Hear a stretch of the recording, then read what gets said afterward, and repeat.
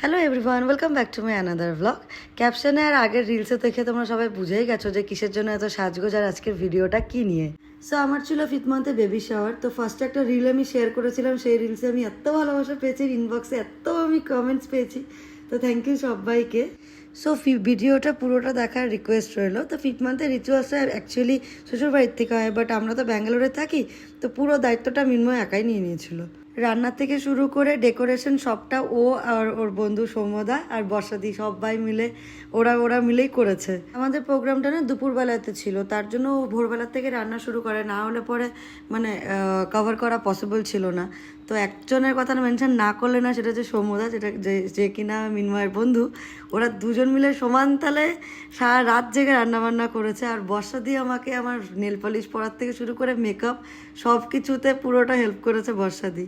তো রাত ভোরবেলা অবধি আমাদের ওই ডেকোরেশনের বেলুন টেলুন ফোলানো এগুলো সব চলছিল।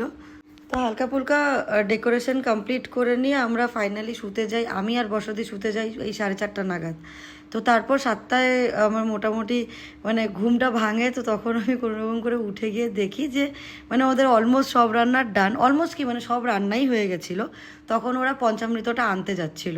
সো রিচুয়ালসটাতে না নতুন শাড়ি, নতুন ব্লাউজ, মানে সব কিছুই পুরো ড্রেস আপটাই নতুন পরতে লাগে। তো প্রথমে আমি হলো আমি ছাপা শাড়িটা পরবো, তারপর দেখলাম খুব গরম লাগছে, তারপর আমি চেঞ্জ করে ব্লুটা পরি। আর এখন ঘুম কম হলে, একটুখানি ঘুম কম হলেই চোখের নিচে এতটা ডার্ক সার্কেল চলে আসে বলার মতন না। আর হুইস্কি তো এখন পুরোটা ফিল করতে পারে, তাই ও আমাকে আলাদা রকমভাবেই ট্রিট করে। এর মধ্যে ওরা পঞ্চামৃতটা নিয়ে চলে আসে, মানে মানে আমাকে সকালবেলা খালি পেটে যেহেতু খেতে হয়েছিল, আমার অবস্থা পুরো টাইট হয়ে গেছিলো, মানে এতটা কেমন খেতে একটা। তো যাই হোক, প্রথমে বলছিল পুরোটা শেষ করতে হবে, কিন্তু পুরোটা তো আমার পক্ষে খাওয়া সম্ভব না, আমি অল্প একটুখানিই খেয়েছি। তো মানে আমার মুখের এক্সপ্রেশন দেখলে তোমরা বুঝতে পারবে যে আমার অবস্থাটা কি হচ্ছিল ওটা খাওয়ার সময়, জাস্ট বলার মতন না। আমাদের যে পুরোহিত ছিল, সেই পুরোহিত আমাদেরকে এইভাবে রিচুয়ালসটা করতে বলেছিল বলে আমরা এইভাবেই করি, কারণ অত তো আমরা জানি না, আর কোনো সেরকম আমার শ্বশুরবাড়ি কেউ ছিল না, তো অত রিচুয়ালস আমার জানা ছিল না। তো যাই হোক, আমাদের যে বিয়ে দিয়েছে যেই পুরোহিত মশাই, সেই পুরোহিত মশাই আমাদেরকে এই রিচুয়ালসটা বলে দিয়েছিল। তারপর একটু হালকা করে ব্রেকফাস্ট করে নিয়ে আমি যাই ঘুমাতে। মিনময় আমার আগেই শুয়ে পড়ে, কারণ ওর অবস্থা একদম খারাপ হয়ে গেছিলো। তারপর কোনোরকম করে কিছুক্ষণ একটুখানি ঘুমটুম দিয়ে উঠি, ফ্রেশ হয়ে নিয়ে, কারণ আমাকে আবার রেডি হতে হবে, কারণ সবাই চলে আসবে না হলে পরে। তার জন্য ফটাফট করে রেডি হয়ে নিই। তারপর একটুখানি আমাকে ওরা আলতা টালতা এগুলো একটু পরিয়ে টরিয়ে দেয়। সাজগোজ কমপ্লিট করতে করতেই বাকি সবাই মোটামুটি চলে আসছিলো তখন। তো তারপর আমি রান্নাঘরে গিয়ে দেখলাম যে মানে আমার থালা সাজানো হচ্ছে, আমাকে খেতে দেওয়া হবে, একটা স্পেশাল ফিল, এটাতে বলার মতন না। তো তারপর আমার খুব খিদে পেয়ে গেছিলো বলে আমি আগেই খেতে বসে পড়েছিলাম, বাট লেটে বসেছিলাম, 3টে নাগাদ খেতে বসেছি। ও এত কথার মাঝখানে তোমাদের তো মেনুটাই বলা হয়নি। তো মেনুতে ছিল স্যালাড, ভাত, ভেজ ডাল, 5 রকমের ভাজা, চিপস, কাতলা কালিয়া, চিংড়ি মালাইকারি, ফুলকপির ডালনা, আলু পোস্ত, চাটনি। তো মানে আমি যা যা খেতে মোটামুটি ভালোবাসি সেগুলোই। তো সবটা রান্নাবান্না স্পেশালি হচ্ছে মিন্ময় আমার জন্য করেছিল, যেটা কিনা আমার জন্য একটা বিশাল বড় ব্যাপার। আর জানো তো আমার মম চলে যাবে, তো তার জন্য স্পেশালি আরও মানে মম থাকতে থাকতে রিচুয়ালসটা করা। তো মামি যেহেতু আমাদের স্যাটারডেতে চলে যাচ্ছে, তো তার জন্যই ফটাফট করে আমরা রিচুয়ালসটা কমপ্লিট করে নিয়েছি, তো মামি থাকতেই।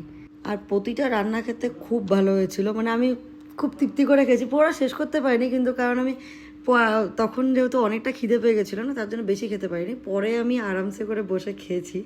ব্যাঙ্গালোরের এত গরমে সবাই যে এত দূর থেকে এসেছে, এটাই আমাদের কাছে বিশাল বড় পাওনা। মানে ব্যাঙ্গালোরের মতন একটা বাইরের জায়গায় এসে নিয়ে একটা ফ্যামিলির মতন ফিল পাওয়া, মানে আমাদের কাছে, আমার মিন্ময়ের কাছে এটা একটা বিশাল গিফট, বিশাল বড় পাওনা। এরপর ধীরে ধীরে সবাই খেতে বসে পড়ে, সবার খাওয়া হয়ে যায়। তো এটা হচ্ছে আমাদের একটা টিম। আরেকটা টিমের খাওয়ার সময় আমি এত গল্পের মতো ছিলাম যে আমি ভিডিও নিতেই ভুলে গেছি।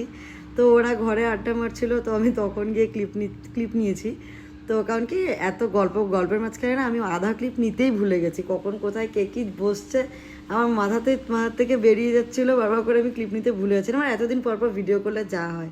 আর বাই যাবে সবাই যা গিফট নিয়ে এসেছিলো, আমার সবার গিফট খুব পছন্দ হয়েছে, মানে আমার সবগুলো জিনিসই খুব পছন্দ হয়েছে। গিফটটা বড় কথা না, কিন্তু সবাই যে এসছে আমাদের একটা স্পেশাল ডেতে, আমরা তার জন্য খুব খুশি হয়েছি। তো চলো আজকে ব্লগটা এই অবধি। আমি আমাদের সব ফটোগুলো আপলোড করবো ফেসবুকে, তোমরা দেখতে ভুলো না। আর আমাদের স্পেশাল একটা দিন তোমাদের সঙ্গে শেয়ার করলাম, কেমন লাগলো ভিডিওটা জানিও। চলো দেখা হচ্ছে তোমাদের সঙ্গে নেক্সট ভিডিওতে। Till then tata, bye by.